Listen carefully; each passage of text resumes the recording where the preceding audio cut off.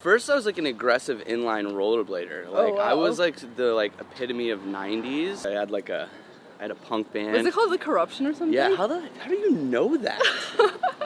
This is like This is gonna be like Nardwar. You're gonna give me gifts. Infamous 308. So if the MOD guys are watching, which I hope you are, they'll laugh at this part. They'll shudder. They'll go, oh, and then laugh. Living with myself day to day was difficult.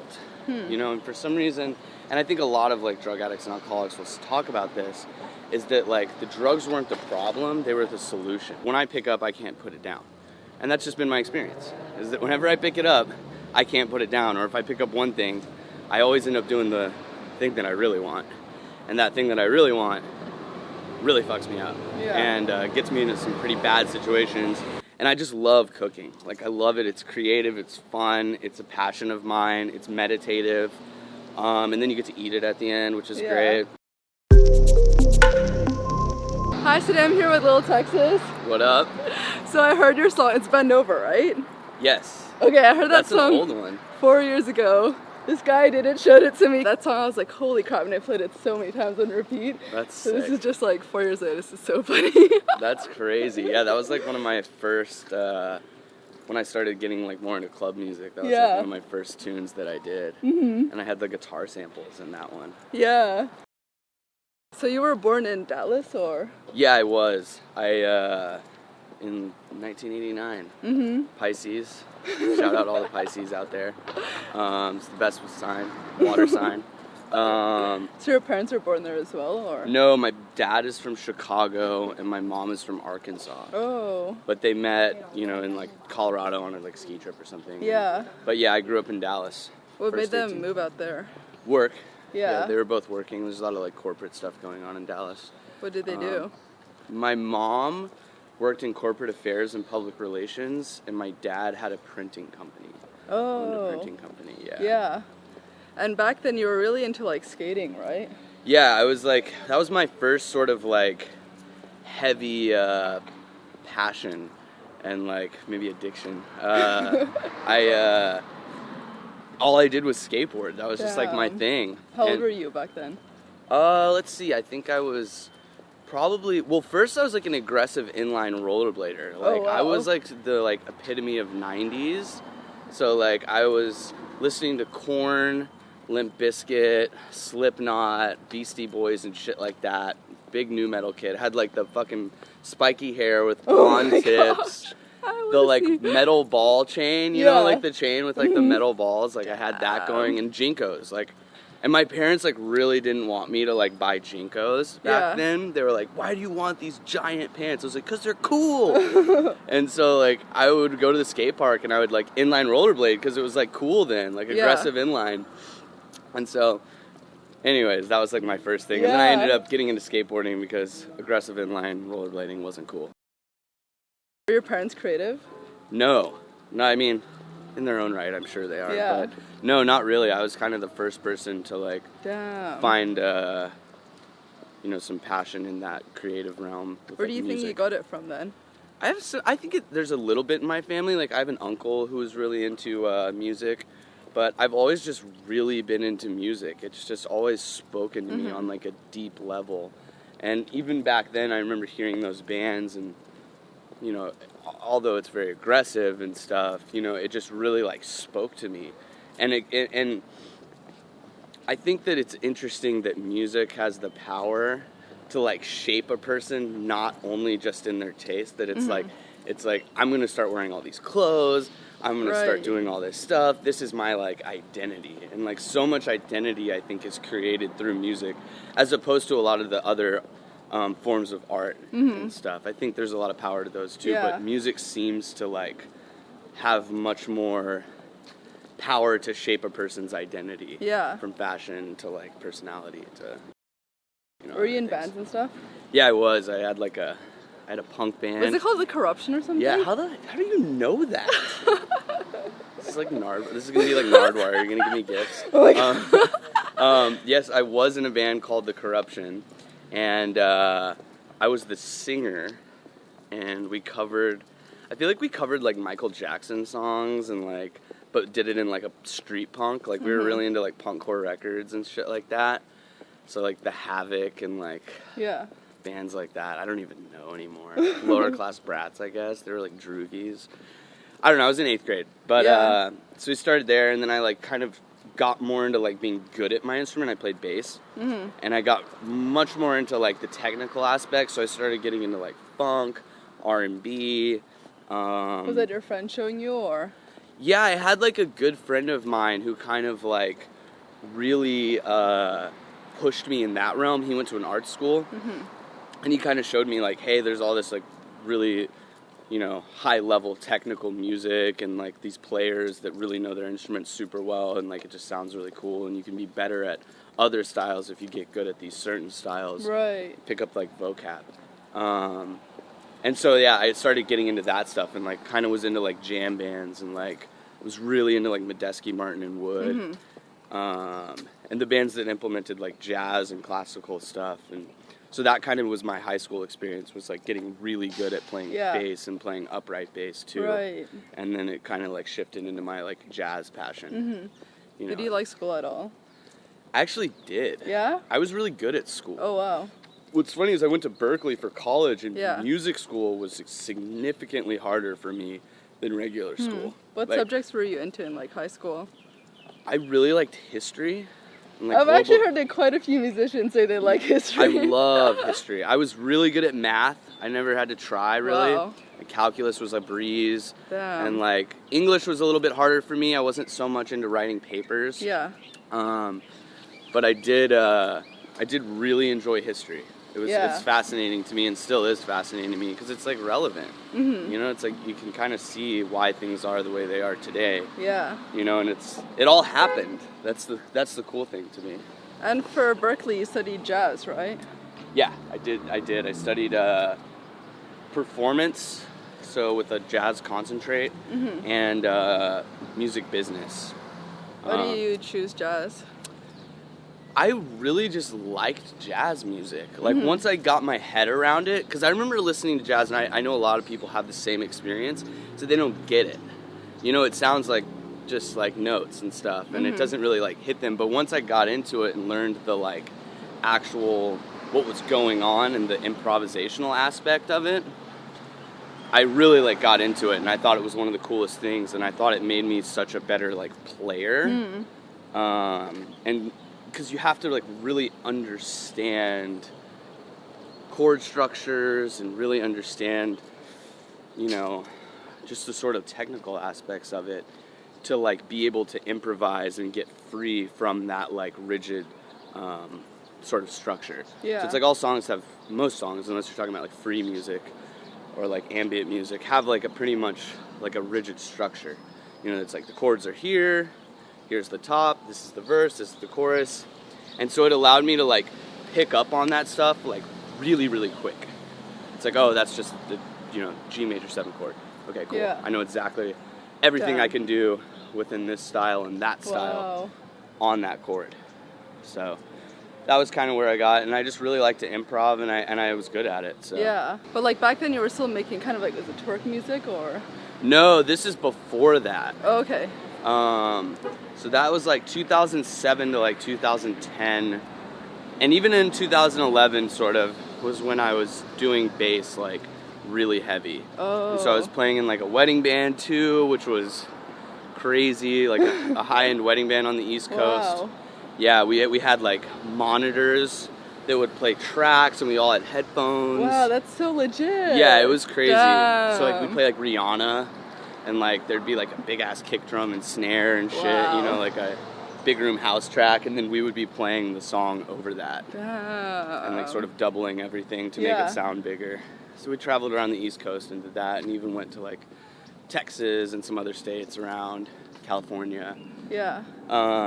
And then how did you meet like Arnold and MOD and everyone? We all went to school together. Yeah. Yeah. Was it like classes or like school projects? I don't think we ever had any classes because we were all a year apart.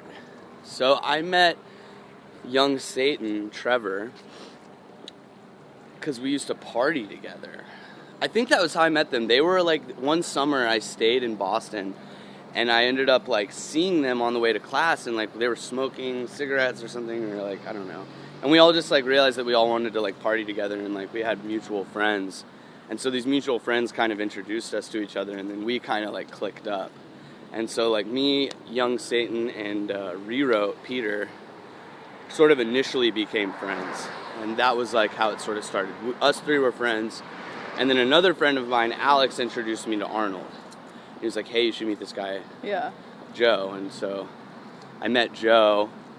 And then Colby, CZ, came a year later. Like, we had all known each other for a little bit. And then CZ came a year later because he was the young one. And he was a freshman. And he went to the same school or something in Florida as my roommate. So my roommate was like, hey, this kid just came to Berkeley. You guys both like Lil B. Like, you guys should hang out. Like, deadass, that's how it happened. He was like, you guys both like Lil B. I was like, sounds like my kind of guy. Like, let's go. Bring him over.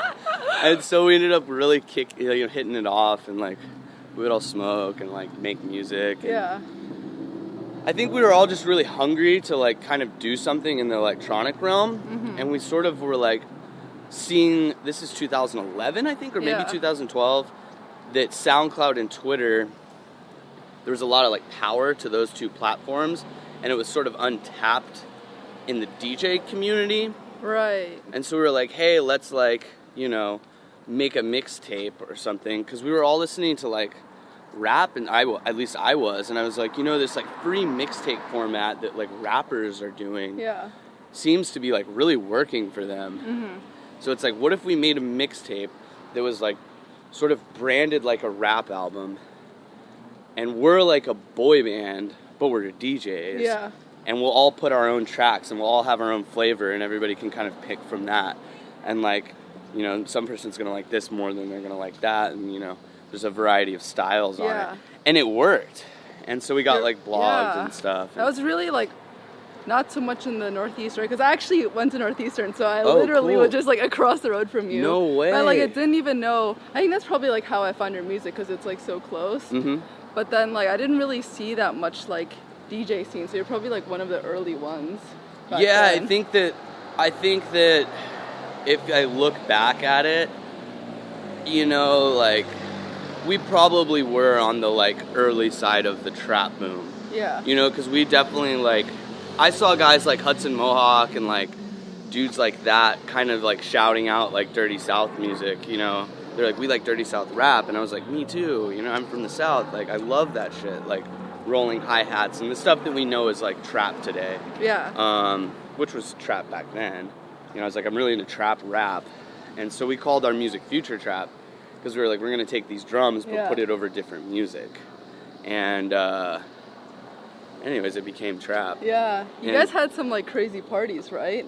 Like there was like an apartment that you got like kind of for free. Like the guy was like paying you, and was never there. You really did your research. That's crazy. Peter and Trevor lived in this place called 308.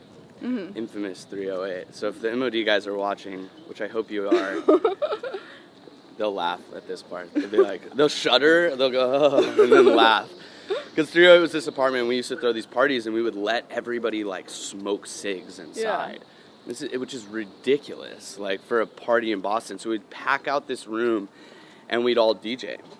And it was really like kind of open format, and we would just play whatever we wanted, but we were so loose with the rules in the party and just invited everybody that like everybody just stayed in the room. So everybody would nobody would go outside to smoke.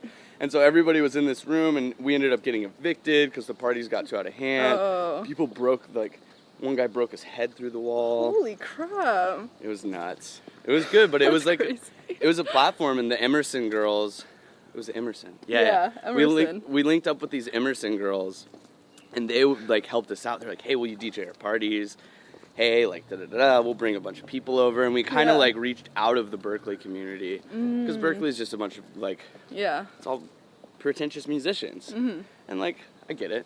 Bless them, it's all good. Because I'm the same way, kind of. But, that, like, outside sort of influence, like, really helped us back then. And then fun. What happened after college? So we basically, Arnold moved. And then Trevor moved, or Peter moved, And then at the end, it was just me and Colby. We all kind of were like, okay, let's leave Boston, because Boston sort of kind of became this sort of dark vibe, kind of. It definitely wasn't like where we needed to be. And the winters were rough and stuff. And I was kind of going in and out of having some problems with like drugs and alcohol and stuff like that. Yeah, so that was during like Berkeley? It's been forever, you know, honestly, and that's like a big part of my story. But definitely was happening a lot at Berkeley, kind of going in and out of, you know, some bad stuff. And we all kind of like separately moved, and the goal was to get out to LA. So I went back to Dallas for like a little bit, and then we all ended up making our way out here one by one, you know? Yeah. So that's how it kind of went down. I mean, all of us, Colby, I think, was the last to come, and then Arnold. No, I don't know how it went down, but I think maybe like I came first, and then Trevor, then Colby, then Arnold, and Peter. Yeah. Somebody, I don't know the order exactly. I think that there were, I think that with addiction, and it's like it's important that I think we talk about this right now because of the whole thing that happened with Lil Peep, you know? And like, it's a little ridiculous to not think that this is like drug related or has like, that addiction issues need to be spoken about during this time, you know? It's like, let's celebrate his music and everything, and I love Lil Peep. Honestly, I'm a huge fan. And I've known Ned for a long time. Ned, one of his like main producer guys. And, you know, I just think it's important that we like talk about it, because for me, it's something that like I've struggled with for a really long time.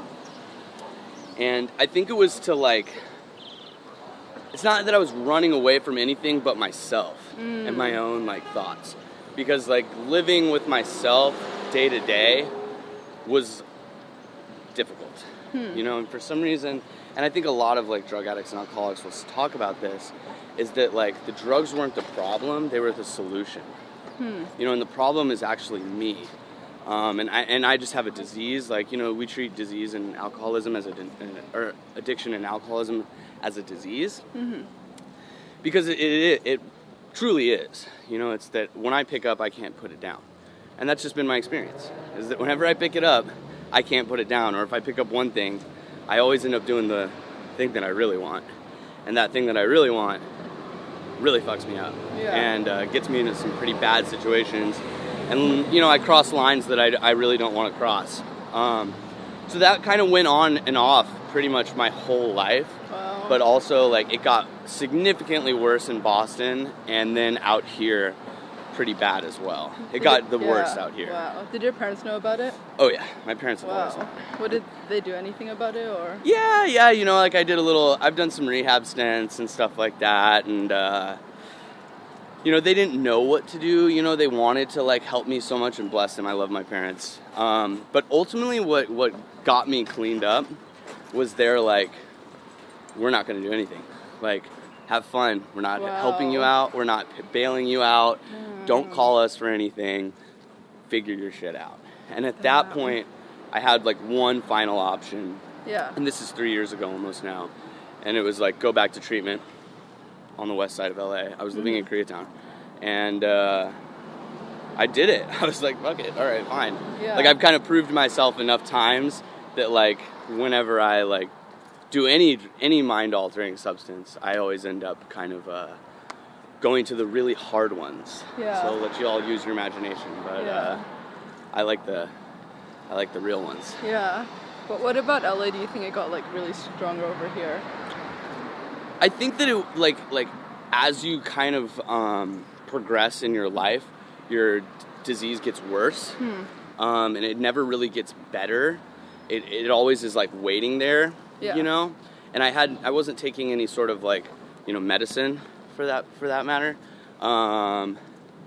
And when I came out here, I kind of started partying too hard. Right. Because, like, dude, a lot of people fall prey to that. You know, they come out here with big hopes and dreams, and they do well for a little bit, and they make connections and all this stuff, but then they just start partying too much. You know, and this city will fucking eat you up. Like, it's, like, totally acceptable to, like, do cocaine every night in LA. You know, and, like, I've seen that time and time again. People move here and just do too much blow, just party every single night, drink too much. And for me, that was like kind of the beginning of it. And like I said before, it started there. Stopped getting gigs, started not really making any music, and started kind of having to do other things to like support myself out here. And the pressure of that, and then the pressure of some other stuff, and then having this disease, basically.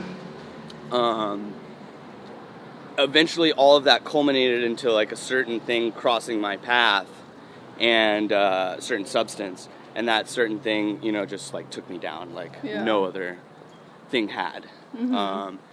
And ultimately like led me to get sober. Wow. Yeah. So it's pretty fucking gnarly. Yeah, and now it's just been crazy for you. Like after that, like you've just been on the uphill just so fast. Yeah, it's funny because it's like, oh, that's what I needed to do. It's like I just needed to clean up and like help other people and kind of like talk to other people, struggling with the same thing. So if you're watching this and you're struggling, you can always hit me up. Like, always. Yeah. Because I had to talk to people who'd been through this before, and it's crazy because there's a lot of people in the industry who are actually sober, which you'd never think, but they are. Yeah. And it's been a lot better since then. Yeah. So you did like a boiler room like before, right? Yeah, today, somebody tweeted today from the old MOD account Wow. about it. They were like, 5 years ago we did boiler room. And I did boiler room 5 years ago. I was a fucking kid, man. Yeah. And it was like a dream come true. Wow. And we were sort of like in the EDM realm, but like still kind of in this underground realm as well. Yeah. And it was cool, man. Yeah. It was cool. I played a lot of club music back then. I've always been a club fan. So, you can go back and watch the boiler room. I'm playing a shit ton of like Jersey, a shit ton of club. Like I was really into Fade to Mine back then. So I was playing like Nguzu Nguzu tracks, and there was some other stuff that was in that. Yeah. That was really crazy. And also went on tour with Floss, right? Like you. Yeah, I did. I did back then. Yeah, that was cool. That was really good. That was like at the kind of beginning of your career, right? Or yeah, it was like 2013. Wow. Underground Nights. I did the like last leg on the West Coast with them, and it was a fucking dream come true. Yeah. And shout out those dudes. Got to play with Yemi too, actually, recently. Oh, damn. Which was cool. It's just kind of like weird full circle thing. Yeah. It was like, whoa, 4 years later. How do you think your music has changed from the early songs you put out? I've definitely gotten like more EDM lately. Yeah? Yeah, and that's been like funny because like generally I feel people kind of get away from that maybe, or like I don't know. Like the older I've gotten, the more I've just kind of been like into that, and I've always been into that. Like God, I was talking to like Hood Boy or something the other night, and he was like, it was really funny because I was like, yeah, I'm like super EDM dude, like I'm like a shameless like rhythm fan, and he was like, but haven't you always been? And I was like, yeah. Like so like I love it all personally, and I really like being in the big room, and I love like that style of music, and so I've kind of taken LIL Texas in that direction, and it's just kind of where I'm at right now. I'm like, working with Twonk Records really heavily, going on tour with Brills, and that's been a blessing. Love that dude. Shout out Brills.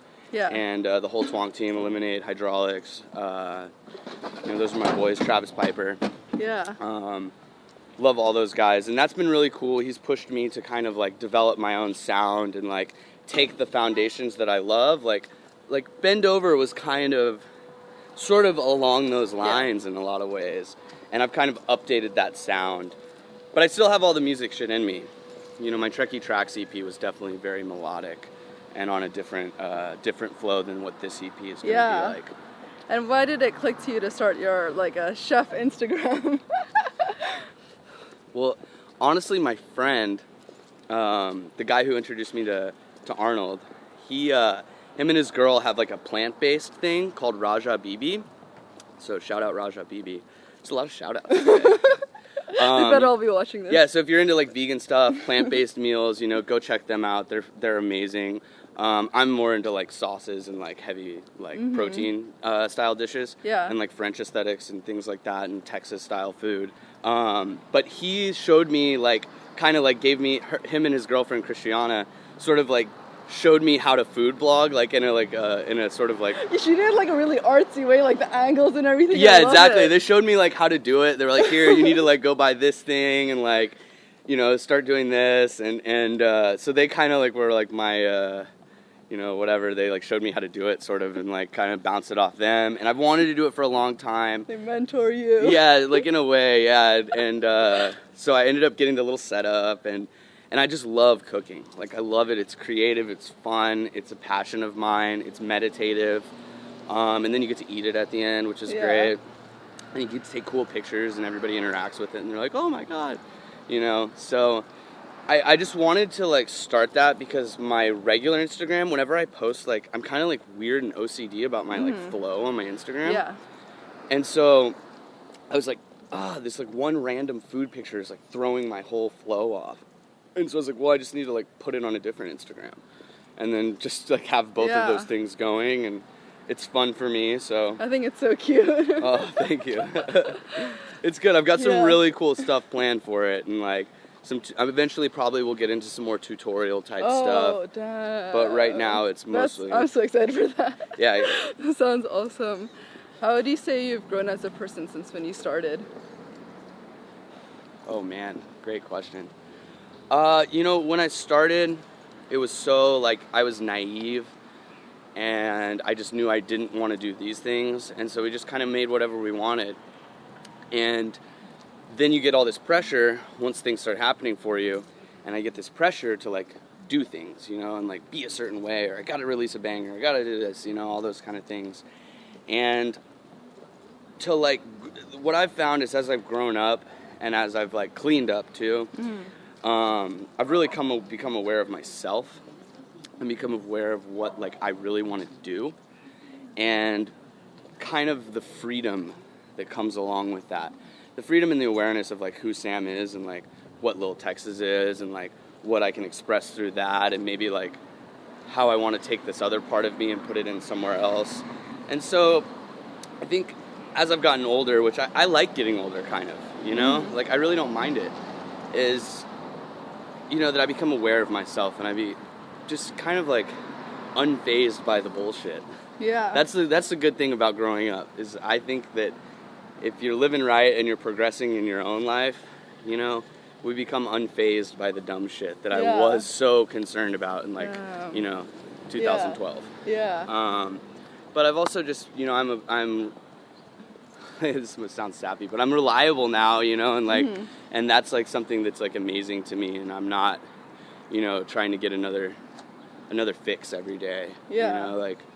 Drug addiction and that stuff is like a huge part of my story, and it's still a big part of my life, but on the positive side, on the helping people side.